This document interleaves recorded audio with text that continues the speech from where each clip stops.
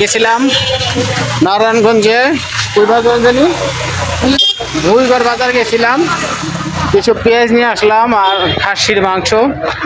এটি নিয়ে আজকে ঘরে বড় ছেলেটা খাবে, এই জন্য নিয়ে আসলাম। বড় ছেলে এই যে ছোট রাইকো, এই যে ছোট। এখনই রান্না করব বা কোনো কিছু করবো, সব কিছু আমি আপনাদের দেখাবো। হয়তোবা আমি রান্না বাড়া করতে পারি, রান্না করে খেয়ে দেখাবো, কারণ আপনারা তারা খেতে পারবেন না। রান্না করবো আমি আর আপনারা দেখবেন। আমরা আসলাম চারজনে, আর কে কই সব বন্ধ। রাত্রে মাত্র বাজার থেকে আসলাম, ভুইগড় বাজারে গেছিলাম নারায়ণগঞ্জ। আসলাম, এখন বাসার ভিতরে ঢুকবো।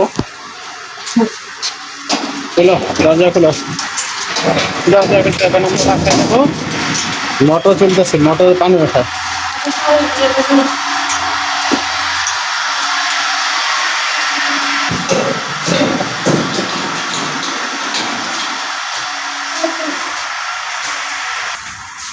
অনেক কষ্ট, চারতলার উপরে। দরজা খুলো,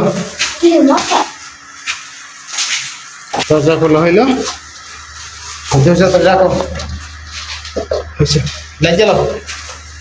এই ঘরে ঢুকলাম,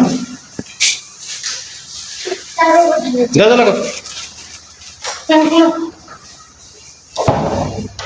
হ্যাঁ সেটাই লাগা দাও। এখন আমরা এই লাইটটা জ্বালাও, চুলা পারে লাইট জ্বালাও। এই যে পেঁয়াজ আর খাসির মাংস নিয়েছি, আর পোলা চাল কই, পোলা চাল নিয়েছি, রান্না বসাবো। কালকে এই চুলাটা আমি, এই যে এই চুলাটা কালকে আমি ভাঙ্গারি দোকানটা নিয়েছি। আমাদের এই চুলাটা সমস্যা হয়েছিল, এটাকে ভিডিও দিয়েছিলাম। এই চুলাটা সার্কিটের সমস্যা, সার্কিটটা মনে ডাইরেক্ট হয়েছে, জানো কারেন্ট বিলটা বেশি আসে। এখন আবার কালকে ভাঙ্গারি দোকানটা এই চুলাটা নিয়ে আনছি। এই চুলাটা ভাঙ্গারি দোকান থেকে এমনি নিয়েছি। আমি সাথে যে ছোট্ট একটা সমস্যা আসলে সার্কিটে বাস্ট হয়ে গেছিলো, তখন এই সার্কিটটা ঠিক করে চালাইছি। এখন দিয়ে চুলা সম্পূর্ণ ক্লিয়ার, তাহলে কপালটা খুবই ভালো।